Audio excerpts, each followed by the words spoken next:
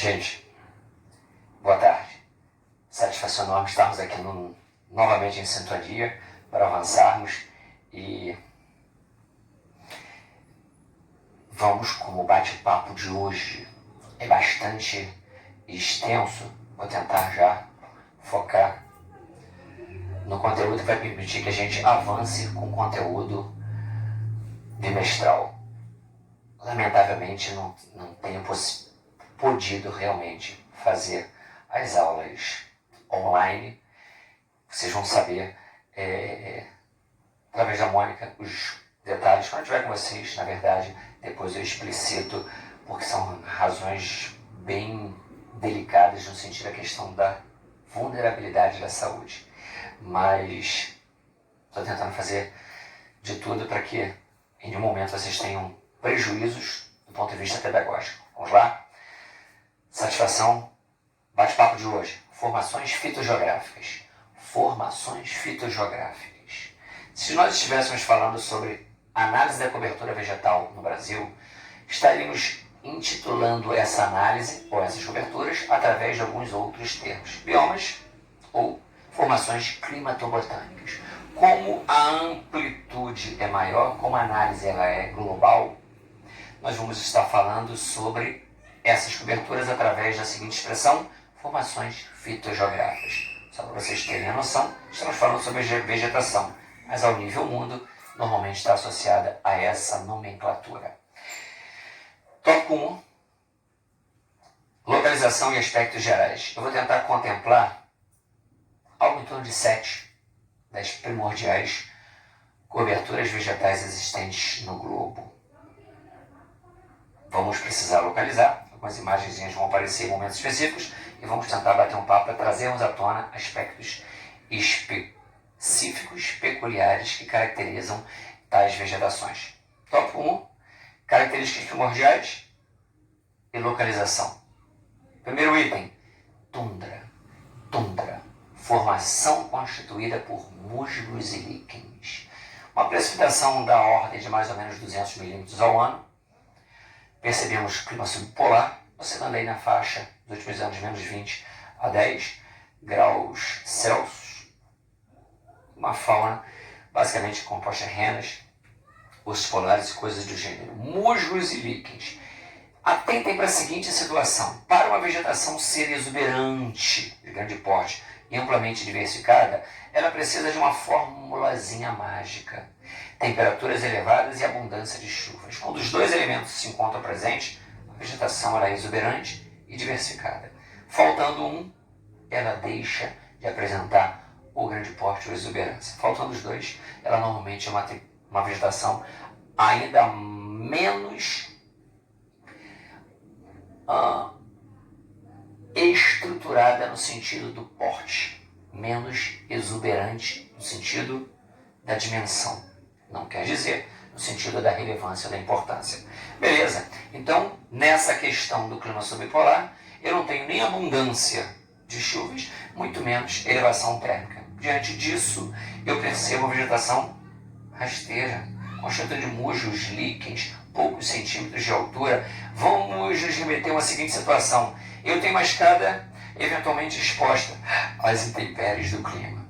Está chovendo por uns 4, 5 dias, eventualmente, o que vai, e essa escada não tem acabamento, ela está no cimento, o que vai se criar sobre os degraus dessa escada? Então, vamos dizer, uma espécie de um limo. Opa, essa vegetação muito embrionária pode ser facilmente associada ao que nós observamos em larga escala atreladas à vegetação de tundra, constituída por musgos e líquens. Parece ser irrelevante, é de suma relevância, principalmente num contexto onde, numa cadeia alimentar, muitos são os animais que necessitam dela. Agora, é interessante a gente perceber que ela tem o seu ciclo de crescimento e de eliminação curto. Apenas existe no período do degelo no Ártico. Por quê? Porque é o período em que o solo fica desnudo. O solo não fica coberto pela banquisa polar, pela calota, coberto por gelo.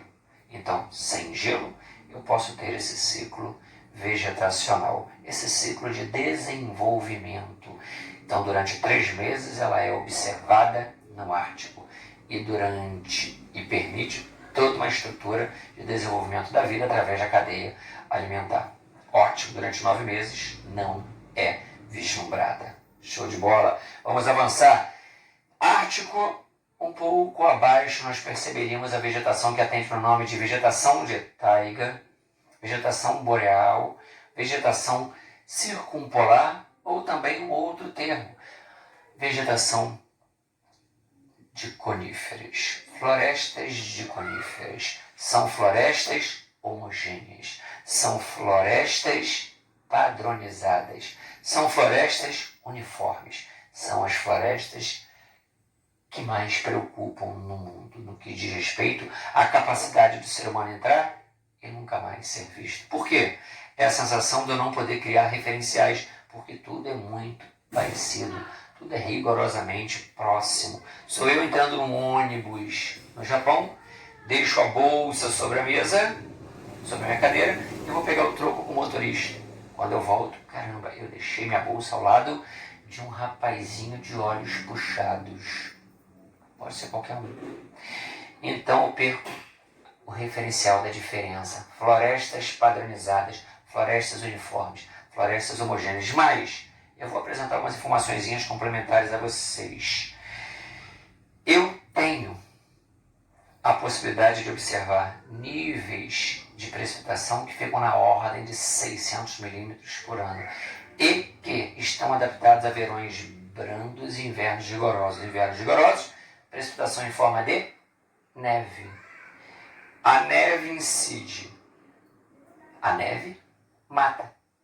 Se eu não puder criar mecanismos que liberem esse peso ou essa baixa de temperatura sobre a minha estrutura vegetal.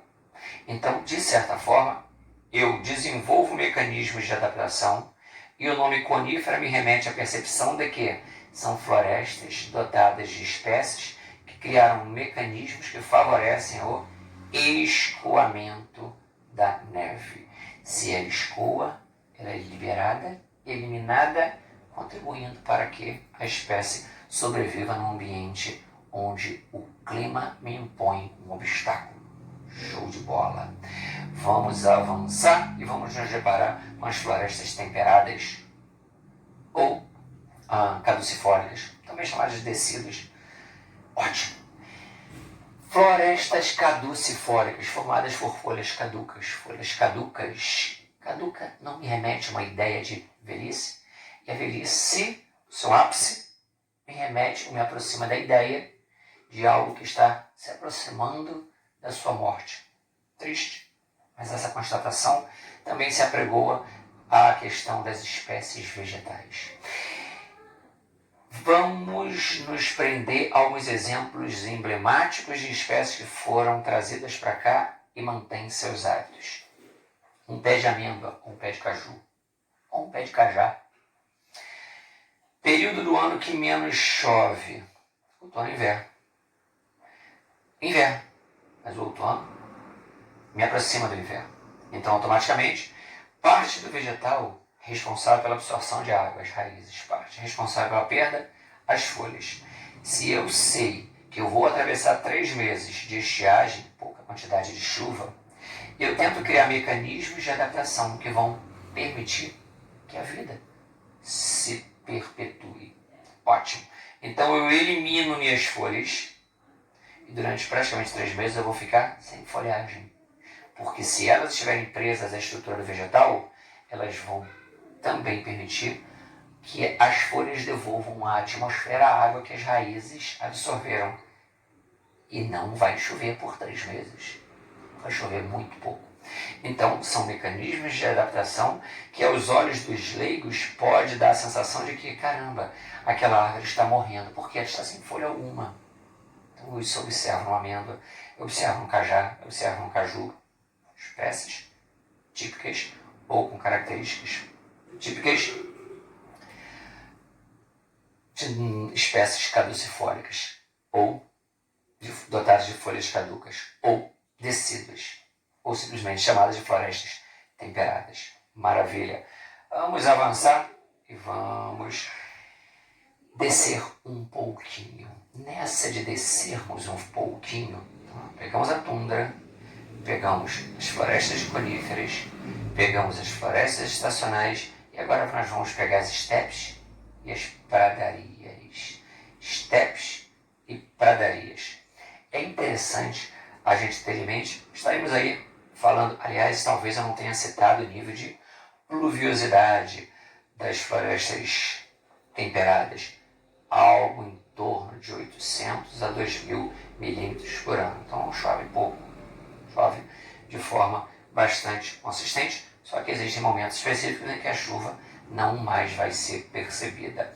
E aí por isso cria esse mecanismo de adaptação. Agora sim, caindo dentro da quarta formação fitogeográfica, eu vou me deparar com as estepes ou pradarias. Antes de mais nada, estou falando de espécies adaptadas a temperaturas relativamente brandas e verões duradouros, rigorosos, intensos. Ou seja, estamos acostumados a baixas temperaturas. Então não tem precipitações da ordem de 500 milímetros por ano. Chove pouco, a temperatura é baixa. Lembra da formulazinha? Para exuberância, grande porte, para ampla biodiversidade? Nada disso eu tenho. Nessa formação formação fitogeográfica. Estepes, nome normalmente atribuído a formações dessa categoria na Rússia. Pradarias, nome dado a essa mesma formação nos Estados Unidos. Eu tenho possibilidade de perceber esse tipo de vegetação em outras partes do globo? Sim. Se eu pego aí a parte sul da América do Sul, automaticamente eu perceberia a vegetação de pampas, coxilhas, pampas do Brasil, coxilhas Argentina, Uruguai. Então estou me remetendo a uma vegetação rasteira, ou seja, de pequeno porte, constituída por gramíneas. Em muito, portanto, ela dá sustentação à prática da pecuária.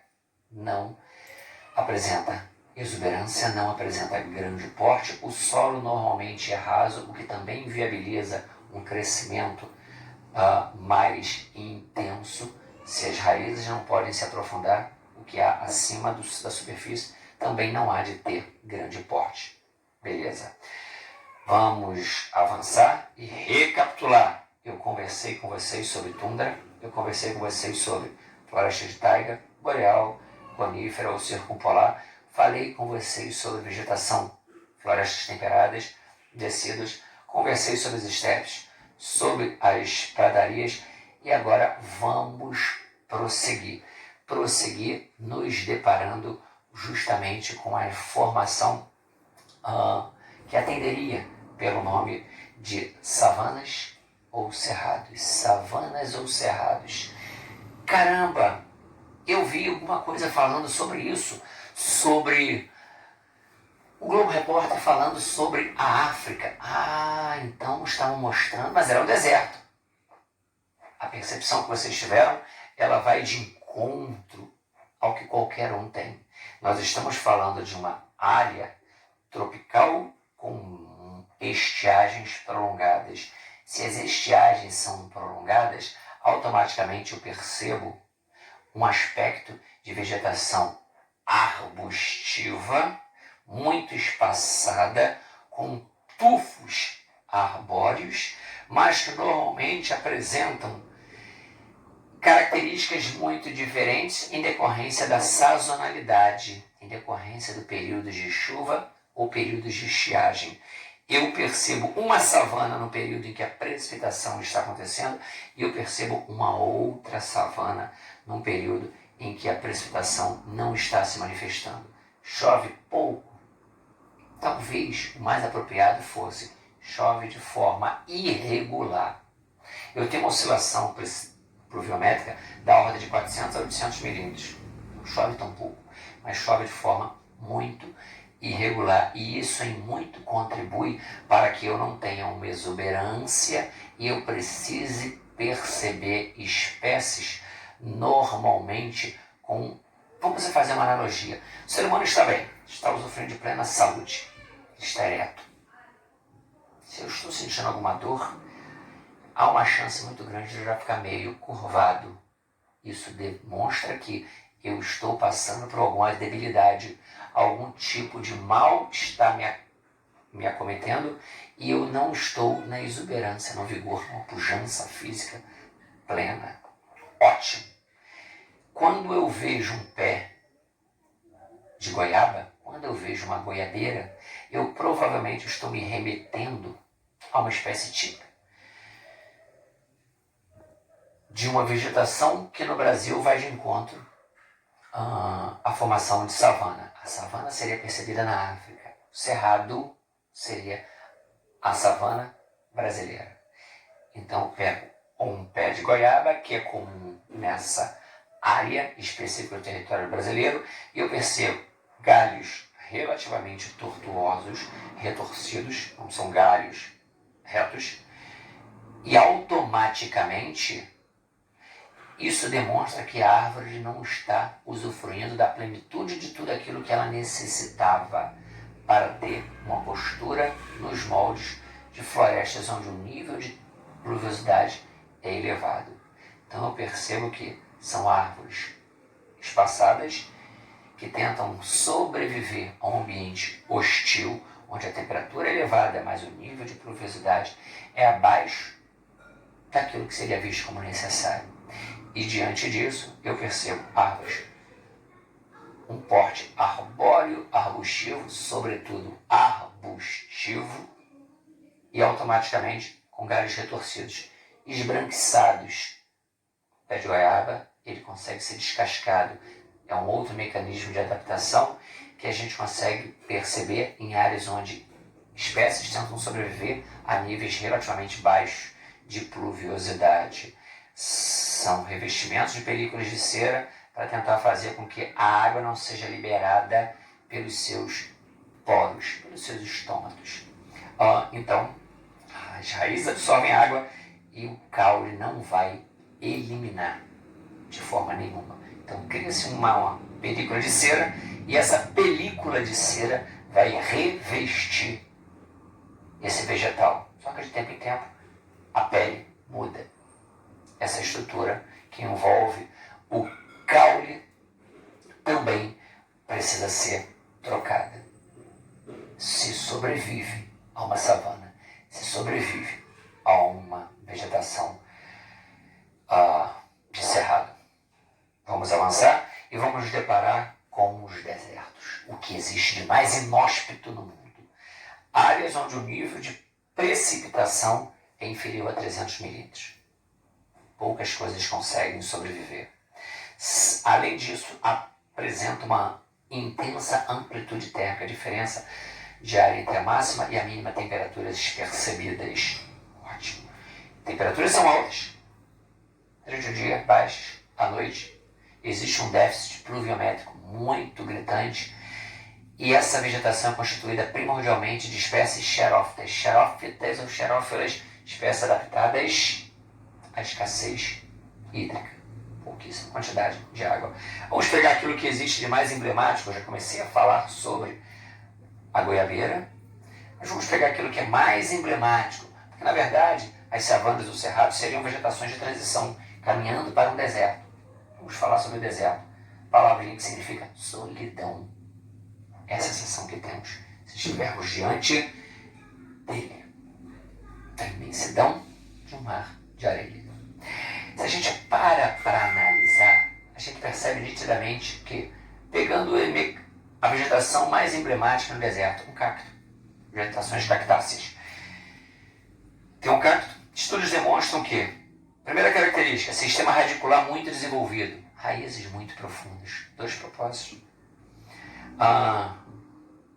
Atingirem os lençóis freáticos que estão a muitos e muitos e muitos metros de profundidade.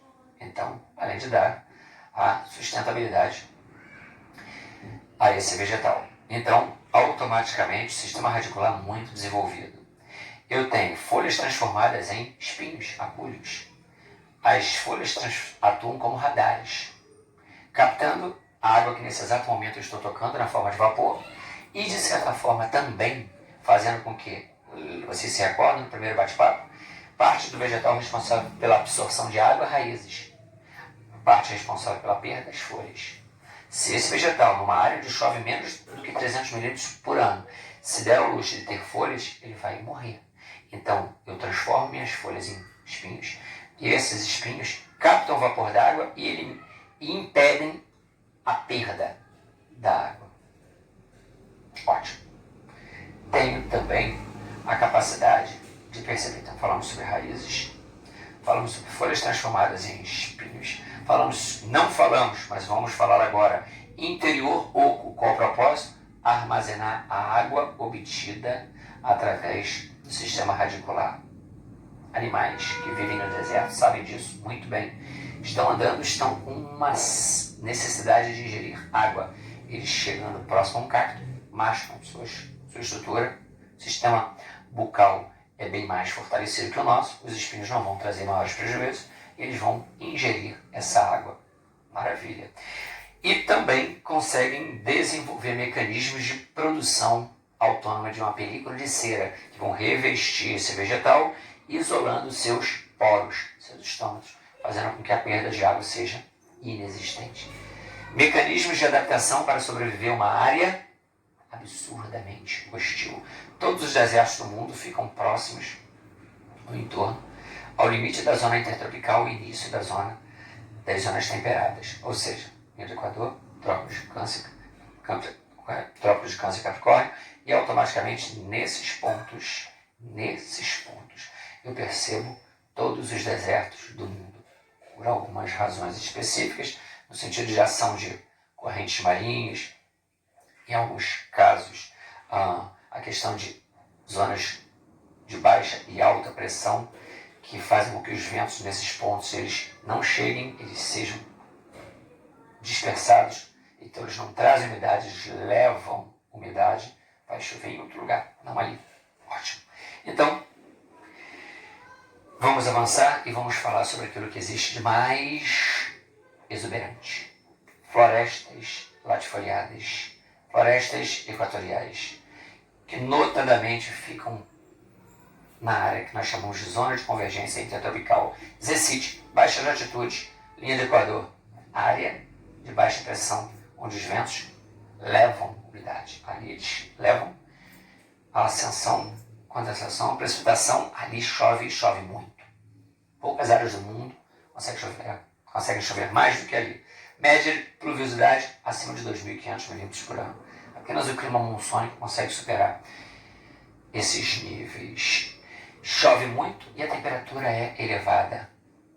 A fórmula mágica do sucesso no que diz respeito a formações feitas geográficas. Vegetações de grande porte, grande exuberância e amplamente diversificada. Nem dá para citar. Nós percebemos nitidamente que elas são constituídas por espécies latifoliadas, grande, folhadas, folhas grandes e largas, e perennifólicas, não pé, folhas permanentes, perenes permanentes, folhadas, folhas presas de forma permanente. Em nenhuma época do ano perdem suas folhas. Vamos pegar um exemplozinho? Bananeira. Pegar uma bananeira, folhas grandes, largas e presas ao vegetal ao longo de toda a sua vida. Cortei uma bananeira. Eu vou perceber nitidamente que no seu interior vai fluir uma quantidade muito grande de água. Ótimo. Mas essa bananeira está demorando a dar seu fruto. Então eu vou dar uma poda para ver se dá força. Matei. Porque através das folhas elas conseguem liberar a quantidade monstruosa de água que as raízes absorvem. Chove na parte central da floresta amazônica todos os dias. Então as raízes absorvem muita água. As folhas precisam estar presas ao vegetal para trabalharem de forma intensa, devolvendo à atmosfera a água que as raízes estão absorvendo. Podei, retirei as folhas, como eu vou eliminar a água? Esse vegetal morre por excesso de água no seu interior.